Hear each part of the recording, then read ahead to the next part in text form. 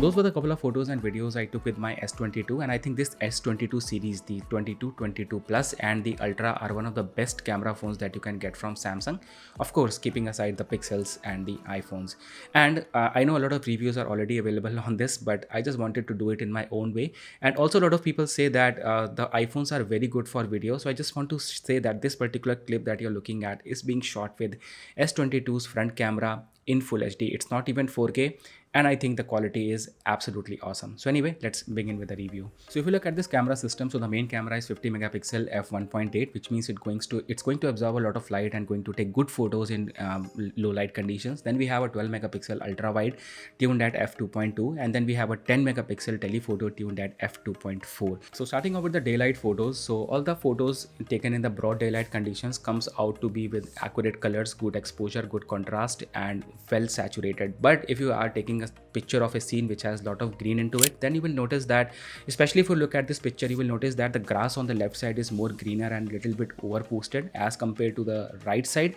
Now these kind of photos look really good on the phone's display, but when you just import it to your laptop or a PC, then you will notice this difference. Now of course all these photos can be color corrected to get the type of look that you're looking for.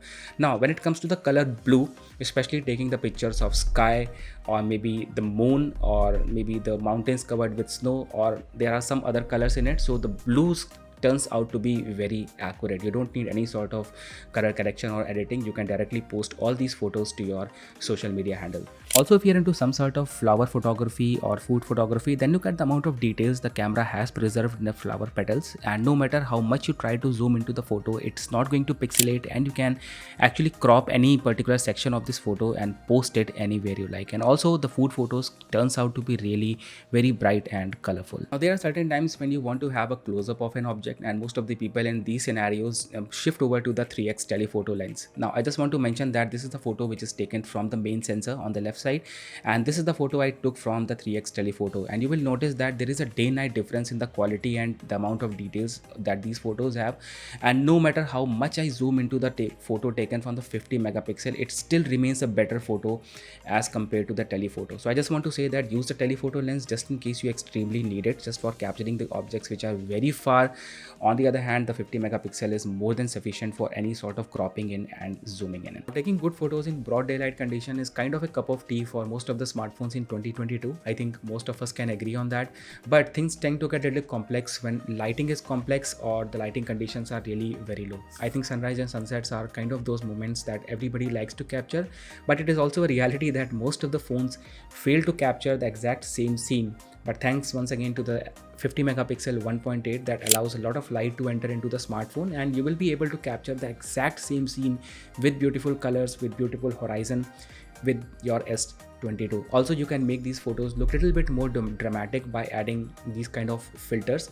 Now also, as the photos are really very high quality, high resolution, and they retain a lot of color information, so any amount of filter that you apply on these photos turned out to be really very well. And I'm sure that most of the people won't be able to tell that whether these photos were taken with a DSLR or with a smartphone. And now let's move on to some more complex lighting situation where there is no natural light, there is only artificial light. Let's say you are in a certain party, function, or a mall, and you want to capture some exact same moment. So here I have 3 different photos for you, and I want you to take a minute of yours and decide which one is the best. And if you have done that, so the first picture was a normal click, the second one was taken using the night mode, and the third one is also a normal click, but I reduced the exposure slightly just before making the click. Let me tell you that the normal mode and the night picture looks almost the same, but third one is the best one because you can see all that shadows, all that contrast, and there is no artificial lighting or extra lighting that has been added to the photo. Here I have another example for you. So all these photos look actually good, but the night mode, the picture in the night mode makes the sky look little white. The normal click is okay, but the best one is the one with the reduced exposure where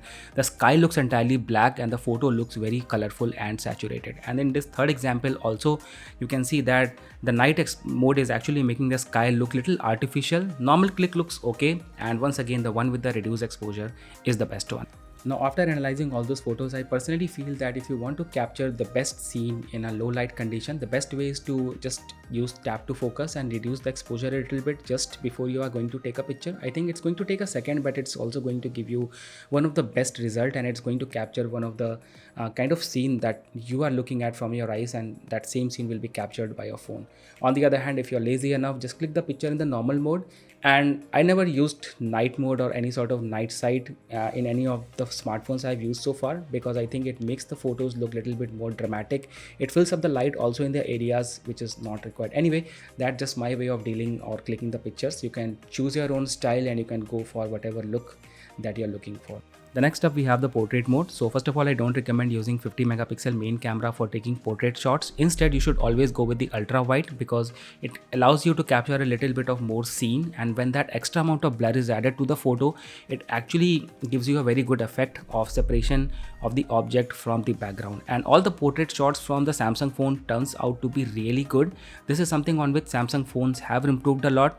Unless and until you are very much picky about the edges or something, you will always notice all the shots to be very well cut out from the background. Anyway, keeping aside the photos, now let's talk about videos. So first of all, your phone has a feature called object tracking. I know most of the people don't use it, but especially if you are vlogging or you are clicking photos, you can making videos of certain object or something, you can go for the object tracking feature. It's very useful. It always keeps the object in focus and gives you one of the best result with good separation from the background. The next thing I really appreciate in this camera is the image stabilization or the optical image stabilization.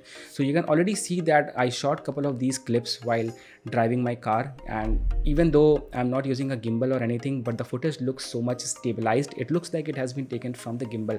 So I really appreciate that Samsung cameras have come a long way, really a long way, especially when we talk about the image stabilization. So anyway, that was my take on the S22's camera, and this entire video was also shot with the Galaxy's S22 front camera in full HD. So anyway, let me know what you think about this, and make sure to give a like to the video and subscribe to the channel. Thank you so much for watching. See you in the next one. Take care.